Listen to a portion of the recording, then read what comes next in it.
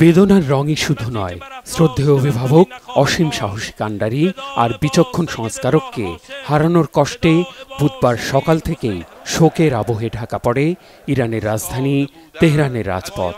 বুকে চাপা কষ্ট নিয়ে তেহরান ইউনিভার্সিটি অভিমুখী জনস্রোতে সামিল হন নারী, পুরুষ, তরুণ, প্রবীণ সহ নানা শ্রেণী পেশার নগরবাসী। জানাজায় অংশ নিতে সরকারের পক্ষ থেকে SMS গেছে নগরবাসীর মোবাইলে। জানাজার ময়দানের দিকে যাওয়া রাস্তার দুপাশেই ছিল রাইসি সহ দুর্ঘটনায় নিহতদের ছবিযুক্ত ব্যানার ও পোস্টার, ছিল কালো পতাকা।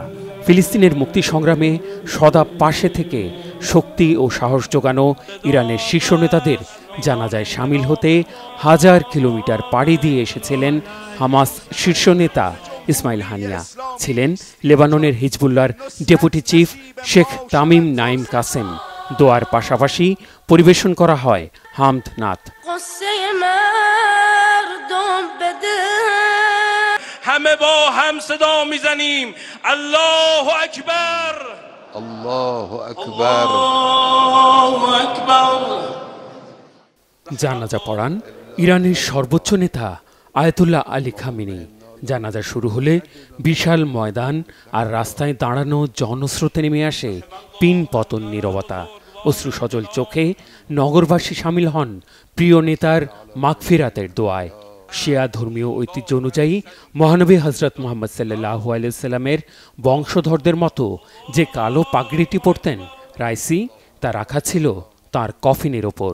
কালো পাগড়ি নিয়ে একাধিক হাদিসে বলা হয়েছে, মক্কা বিজয়ের দিন আর ভাষণ দেওয়ার সময় কালো পাগড়ি পরেছেন মহানবী হজরত মুহাম্মদ সাল্লাল্লাহু আলাইহি ওয়াসাল্লাম।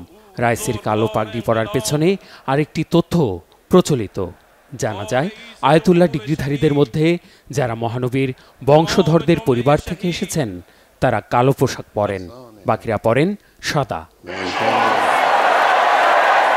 এর আগে মঙ্গলবার সন্ধ্যায় রাইসি সহ ৮ জনের কফিন তেহরানে গ্র্যান্ড মুসাল্লা মসজিদে নেওয়া হলে তাদের শহীদ হিসেবে কবুলের জন্য আল্লাহর দরবারে আকুতি আর শত্রুদের বিনাশের আকাঙ্ক্ষায় স্লোগানে প্রকম্পিত হয় ভেতরের পরিবেশ। শ্রদ্ধার আয়োজন আর জানাজায় সামিল ছিলেন সরকারের গুরুত্বপূর্ণ ব্যক্তিরা।